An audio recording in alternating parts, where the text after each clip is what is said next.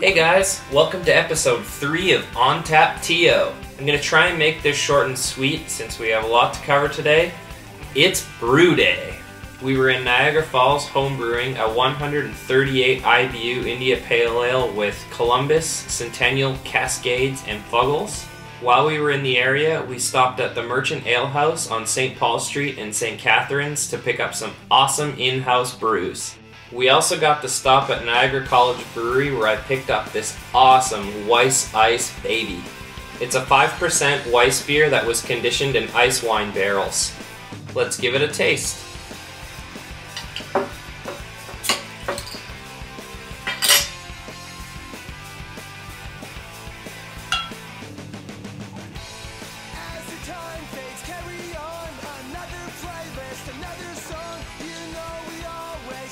So the color really reminds me of like a light honey, just nice and golden yellow. There is a haze. On the smell right away I get that Bavarian Weiss yeast and that wheat. Also very fruity. Bananas and nectarines. It smells awesome. I also smell the remnants of whatever grapes were used in those ice wine barrels. Very sweet and wine-like. Now for my favorite part.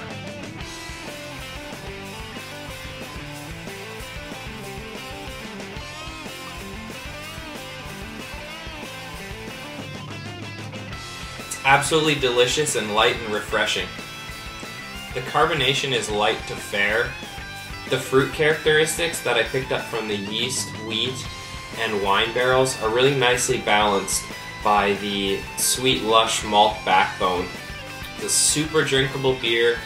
This would be great on a hot summer day by the pool. I highly recommend going to check out Niagara College Brewery and see for yourself how awesome some of these beers are. Remember to leave your comments and let me know what you guys want to see on upcoming episodes by email at reese@ontapto.com, youtube.com/ontapto, facebook.com/ontapto, Twitter @ontapto, or ontapto.com. Now let's start brewing! There's only one rule to home brewing, and that's you should always be drinking a home brew while you home brew. I wanted to show you guys our kegerator system that we built. We drilled a 2-inch hole through the top of this Whirlpool mini fridge. This is the 2-tap system. The 2-inch hole through the top of the fridge allowed us to run our liquid outlines through the fridge to the taps. You can see inside the kegerator is our CO2 tank. There is room for 2 corny kegs, but we have some Southern Tier IPA in here right now instead. And our regulator is in behind. Liquid outlines, gas in lines, and our temperature control. And right now we are sitting at a nice, cozy 2 degrees Celsius. On the inside of the fridge we took out the compartments and got a large whiteboard, cut it to size, and screwed it back in place. That way we can keep our recipes and write down information that we need to about our beer. I want to show you guys our Blickman hop rocket. This is the idea I came up with to use the hop rocket as a randle.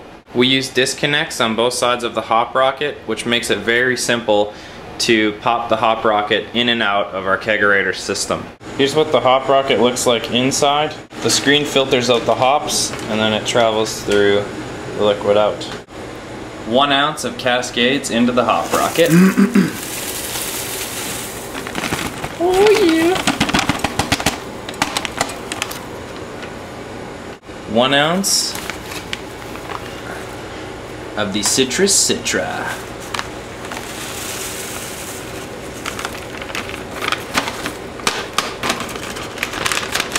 Oh yeah.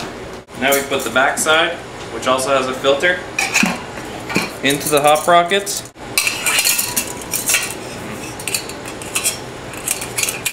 Then the mounting bracket goes over the filter.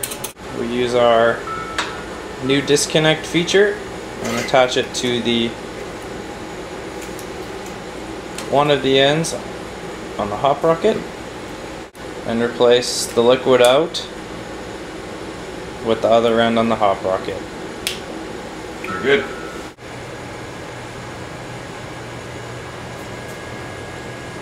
And here is our hop rocketed chuck vest. Oh yeah.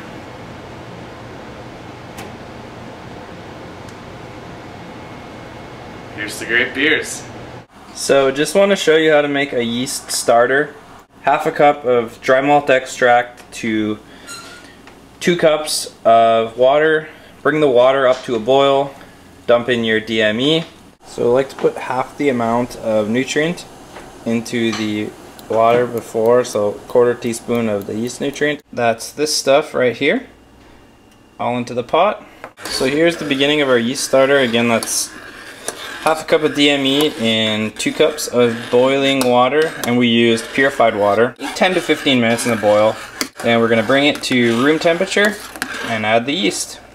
So now that our wort mixture is done boiling, we'll bring it over to the sink where we have a small ice bath going, and we'll put the pot inside and let it sit for a while.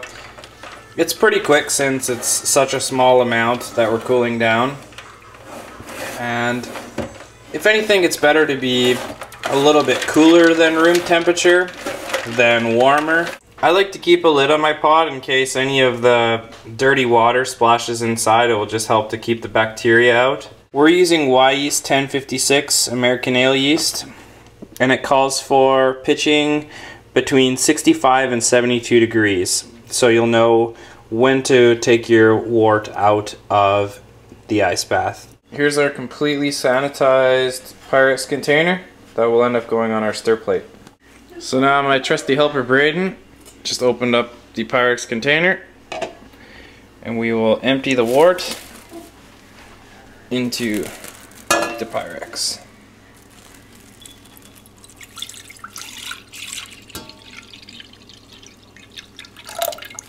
This is Star San. It's what we use to sanitize everything. You use 1 ounce of Star San for 5 gallons of clean water. Now we'll just put some Star San on the outside of our yeast pack, just to be safe.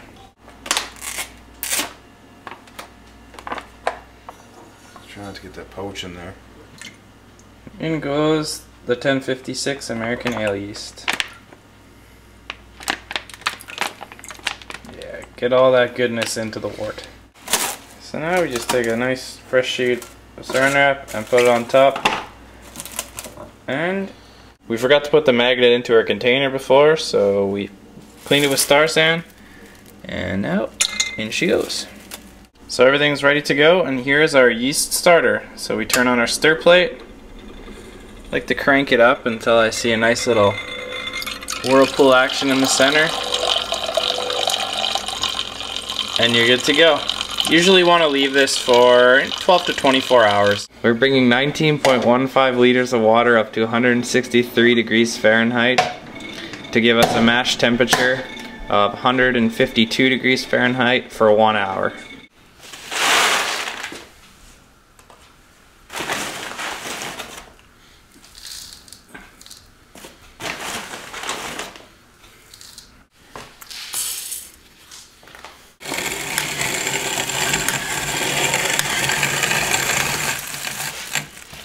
So the goal is to get those grains just nice and cracked so you get a nice mixture of open husks. A tiny bit of that powder is fine, and she's looking good.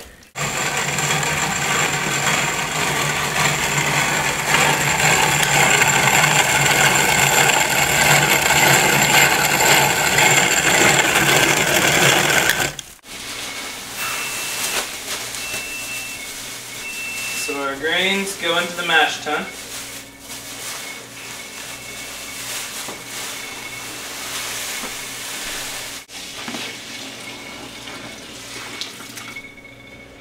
Last time I did this, I broke the spoon.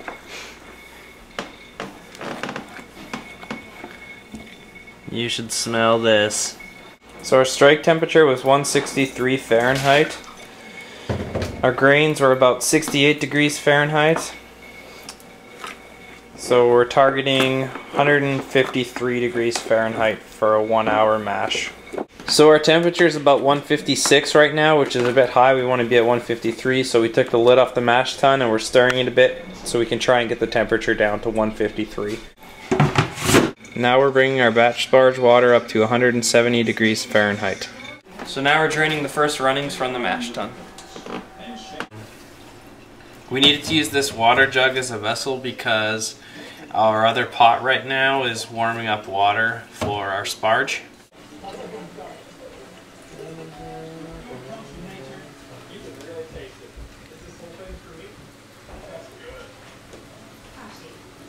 Now we just added our sparge water to the mash tun. We're going to add this back into the mash tun so that the grain bed settles and it'll become more clear as we pour it out. Draining our second runnings into the first runnings. Eventually we'll boil it in the brew kettle. We need to use 2 kettles because there was too much wort to fit in our large kettle, so we used a small one.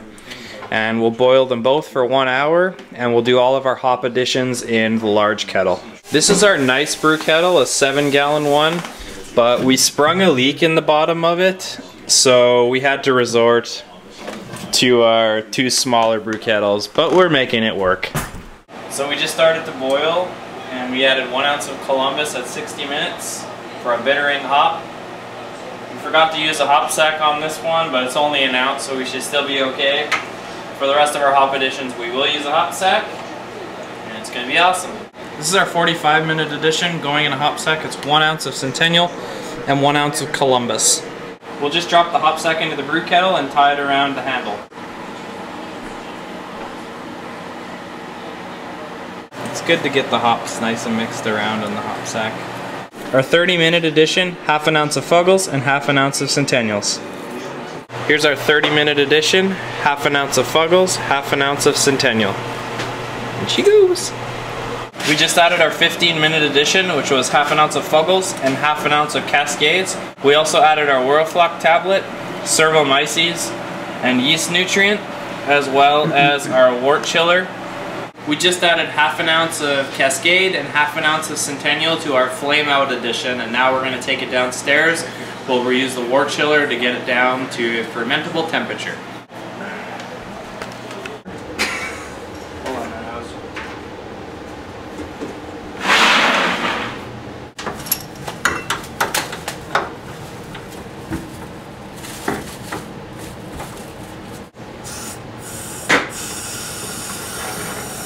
So we just attached our wort chiller to our sink faucet.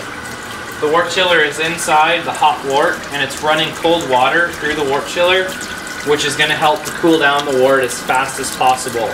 Ideally, you want to get the wort from boiling to 65 degrees as fast as possible to avoid any contamination, because warmer liquids contaminate a lot easier and can get infected. So you want to really cool it down as fast as possible. If you don't have a wort chiller, you can go ahead and use an ice bath. It will take a little bit longer than a wort chiller will, but it's totally fine. Try and keep your wort covered. As you can see, there's a lot of water splashing around, so if any of that water splashes inside, you risk contaminating your batch of beer. But also keep it vented to let out all that steam and keep it cool. So now we're siphoning our wort from the brew kettle into our carboy. It's at room temperature now, so ready to pitch the yeast. I like to shake the hose around when the wort's being transferred. It's good to get as much oxygen into the wort as possible before you pitch the yeast. Yeah. We'll be past the bend. We're filling a test tube so we can get our original gravity reading using a hydrometer. So our yeast starter went for about 24 hours and we're about to pitch the yeast. Our wort should be around 65 degrees Fahrenheit.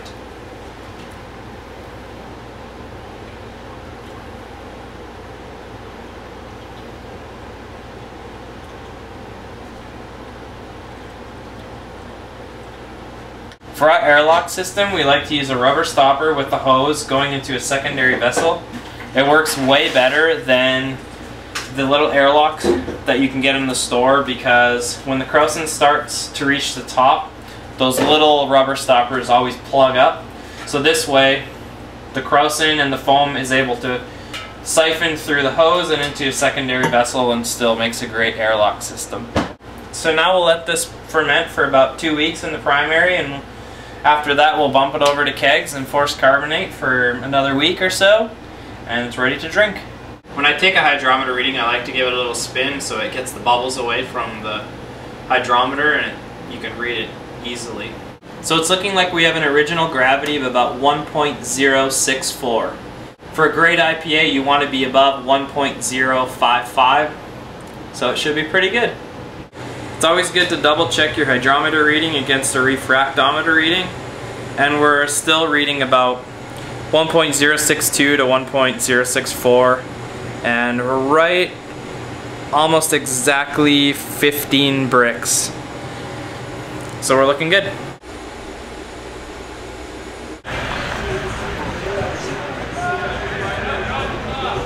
Yeah, not strong.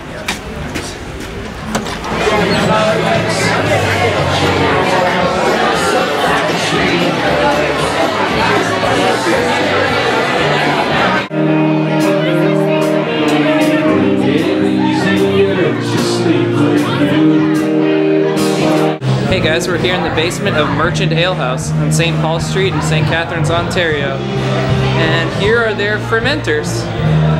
If you guys are looking for a place with great in-house craft brews, Merchant Ale House is the place to be.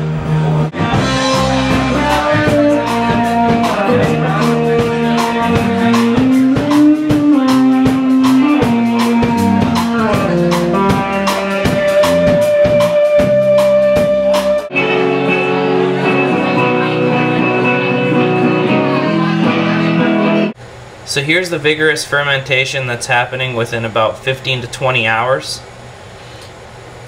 That's all thanks to the yeast starter. Primary fermentation is well underway. So highly recommend doing a yeast starter.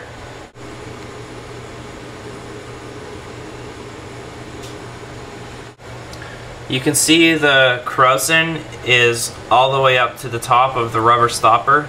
So if that was one of those small little airlock systems, it would probably be blowing off right about now. But since the hose is nice and wide, the foam is able to easily make its way down into our drainage compartment and airlock.